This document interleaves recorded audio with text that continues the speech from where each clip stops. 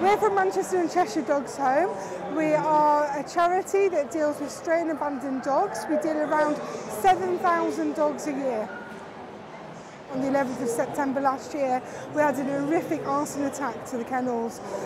We lost 60 of our dogs in the adoption block. Only 2 survived. We had so much public support, and we've had public support since. But now we've got to look for the future. We've been at Harper Hay since 1893, and you know we've got to look at the future and hopefully be there longer than over 100 years. We have Hamish here. He was originally a stray who came in horrendous condition, and he's been adopted. We have Rue on the floor.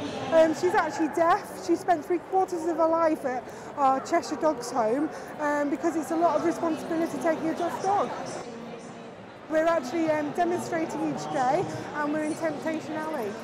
Temptation Alley isn't really our forte because our dogs are competing against another team, and basically they have to be let loose, run to their owner, but between them and their owner is dog food, dog treats, squeaky toys. For a rescue dog, it's a bit of a nightmare. Handles, ready, steady, go! Roll to the fight, it's coming on the pitch. Room is not happening.